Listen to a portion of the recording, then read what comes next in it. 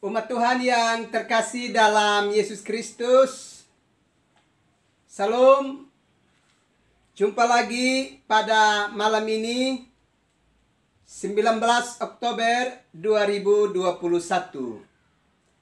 Sebelum kita beristirahat menyambut malam pemberian Tuhan, baiklah kita ada di hadirat Tuhan untuk mendengarkan kebenaran firman-Nya. Mari kita berdoa. Kami menyatakan syukur dan sembah kami kepadamu, ya Tuhan. Sebab di dalam anugerah-Mu kami masih ada dan menjalani kehidupan di bumi ini. Malam pemberian-Mu telah Tuhan berikan kepada kami. Dan sebelum kami beristirahat, kami mau mendengarkan kebenaran firman-Mu. Karena itu, datanglah dan berkati kami sekalian. Demi Yesus Kristus yang adalah firman yang hidup itu. Padamu kami datang berdoa, bersyukur, dan menyambut firman-Mu. Amin. Umat Tuhan yang terkasih dalam Yesus Kristus, kita membaca kebenaran firman Allah di dalam kitab Kejadian, pasalnya yang ke-30. Ayatnya yang pertama sampai dengan ayatnya yang ke-24. Dan saya akan membacakan ayatnya yang pertama dan ayatnya yang kedua. Dan ayat selanjutnya dapat dibacakan oleh umat Tuhan sekalian.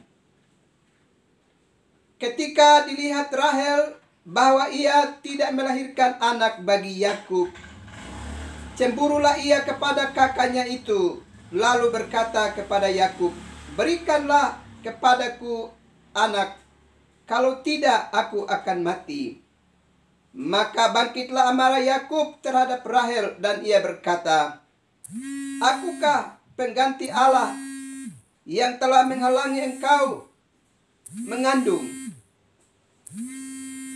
Umat Tuhan yang terkasih dalam Yesus Kristus, pada renungan malam yang lalu kita telah belajar dari satu pribadi perempuan yang memiliki karakter hidup yang begitu luar biasa. Dalam hal ini adalah Ribka. Dia adalah perempuan muda yang mempersembahkan hidupnya bagi keluarganya dengan bekerja penuh waktu di dalam hari-hari hidupnya. Bahkan dia juga adalah perempuan yang terus memandang ke masa depan serta percaya bahwa Allah dalam kedaulatannya akan memberkati hari-hari hidupnya. Malam ini kita berkesempatan untuk belajar lagi dari satu pribadi bernama Rahel. Kita tahu bahwa Rahel adalah anak dari Laban. Dia kemudian menjadi seorang istri yang sangat dikasihi oleh Yakub. Dan kita tahu bagaimana perjuangan Yakub untuk mendapatkan Rahel menjadi istrinya. Ketika dia bekerja pada Laban selama 7 tahun dengan maksud untuk memperoleh istri dari Laban, dalam hal ini Rahel anaknya. Tapi ternyata pada malam hari Yakub ditipu oleh Laban dengan menghadirkan Lea untuk menjadi istrinya. Tapi karena Yakub lebih mencintai Rahel, maka dia masih harus bekerja lagi 7 tahun lamanya untuk mendapatkan Rahel sebagai istrinya. Dan dari kedua istri yang ada di tengah-tengah kehidupan Yakub, Rahel adalah istri yang sangat dikasihi. Dan karenanya untuk mendapatkan dia sebagai istrinya, Yakub telah berjuang selama 14 tahun lamanya. Tetapi yang menjadi persoalan untuk kita bisa perhatikan di dalam renungan ini adalah bahwa Rahel adalah satu pribadi yang memiliki perilaku hidup yang sangat berbeda dengan perempuan-perempuan lain. Dia termasuk dalam kategori pribadi perempuan yang egois. Dia mau memiliki segala sesuatu untuk dirinya.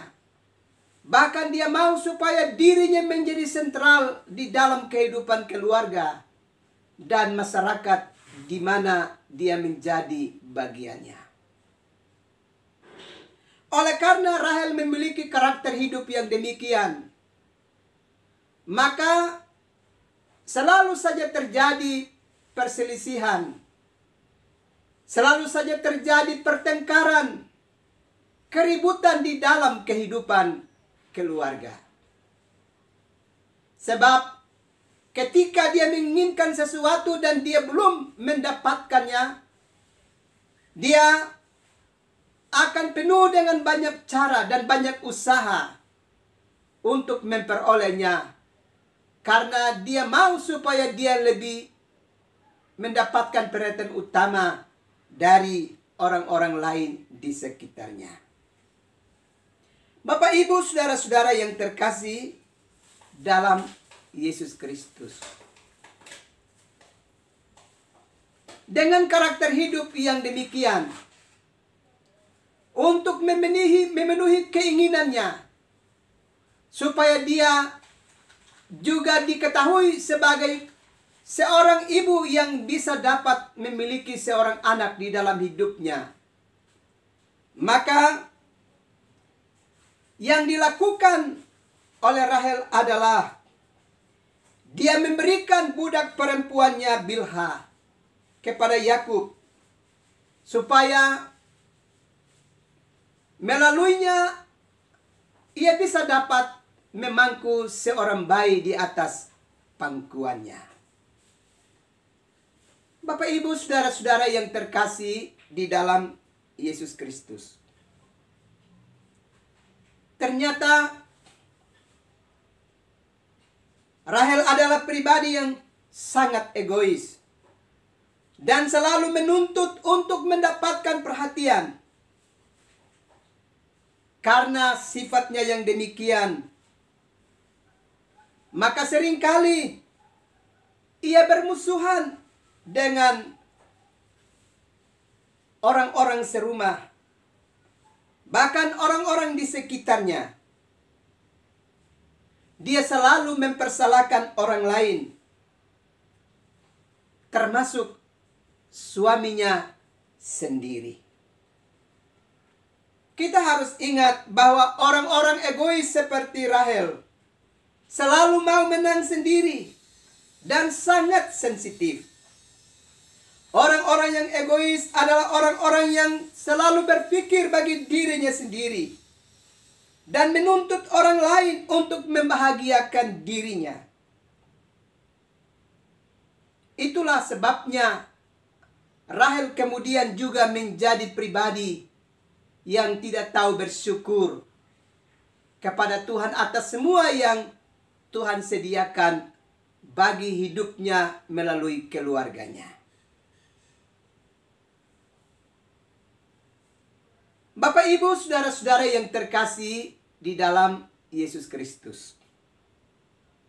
Dari perenungan ini, beberapa hal perlu kita ingat dengan baik. Bahwa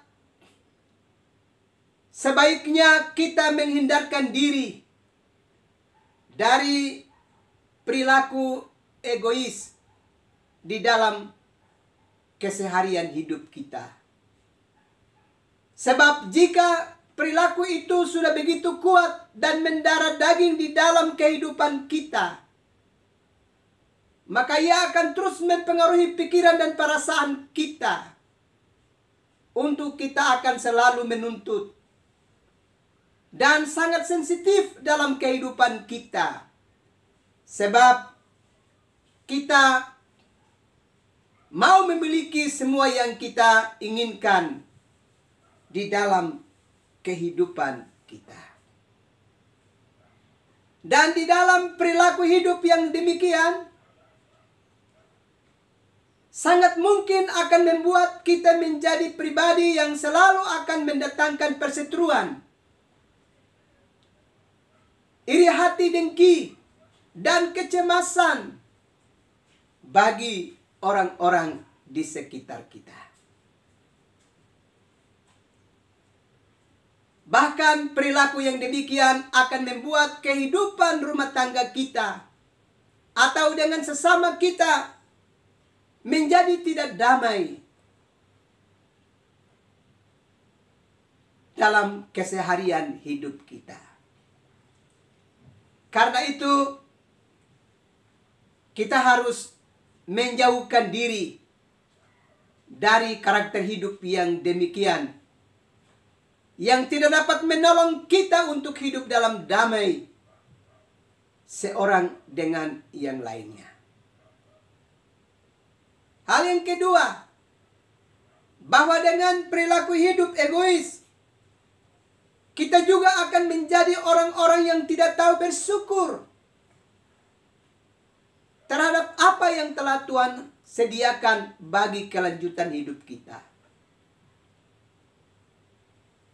Bahkan dengan pribadi egois, kita tidak akan dapat menghormati orang-orang di sekitar kita. Dan dengan pribadi egois, kita memiliki kecenderungan untuk ingat diri sendiri dan tidak akan mengingat kepentingan orang lain di tengah-tengah kehidupan bersama.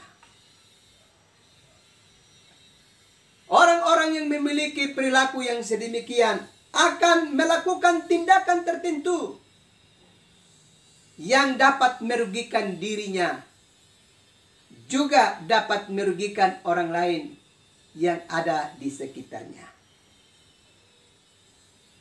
Karena itu, kalau sekiranya kita sedang memiliki karakter hidup seperti Rahel, di dalam keseharian hidup kita yang sedang kita jalani sekarang ini, kita segera harus mengalami pertobatan dan memulai kehidupan yang lebih bijak, supaya kita terbiasa untuk mendatangkan kehidupan yang damai di antara kehidupan bersama. Sebab di saat kita masih tetap memiliki perilaku ego yang tinggi dalam hidup kita, kecenderungan kita akan selalu melahirkan pertentangan dan keadaan-keadaan yang membahayakan persekutuan hidup bersama. Mari terus meminta Roh Tuhan untuk ada di tengah-tengah kehidupan kita, di dalam hidup kita, supaya menolong kita untuk hidup dalam karakter hidup yang berkenan kepada Tuhan. Kiranya Tuhan memberkati kita sekalian. Amin. Mari kita berdoa. Terpujilah namamu, ya Bapa, Anak dan Roh Kudus, yang dalam kesetiaannya memberi kehidupan kepada kami. Malam ini kami bersyukur Tuhan menyapa kami dengan kebenaran firman-Mu, supaya kami menjauhkan diri dari perilaku-perilaku hidup yang hanya mementingkan diri dan mendatangkan berbagai keadaan yang tidak damai dalam kehidupan bersama. Biarlah kami menjadi orang-orang yang bijaksana, yang tahu bersyukur kepada Tuhan, dan menghormati kehidupan bersama kami. Sehingga hari-hari hidup kami boleh mendatangkan damai sejahtera seorang dengan yang lainnya. Terima kasih Tuhan untuk peringatan firman-Mu yang telah memberkati kami malam ini. Sesaat lagi kami akan beristirahat. Karena itu kami minta kepadamu Bapa, datanglah, tumpangkanlah tangan-Mu ke atas kami, supaya biarlah malam ini kami dapat beristirahat dengan aman dalam pemeliharaan Tuhan. Ini doa kami, ini sembah kami, demi Yesus Kristus yang adalah pemelihara hidup kami. Padamu kami berdoa dan mengucap syukur. Amin. Umat Tuhan yang terkasih dalam Yesus Kristus, selamat malam, selamat beristirahat. Tuhan pasti memberkati umat Tuhan sekalian. Salam.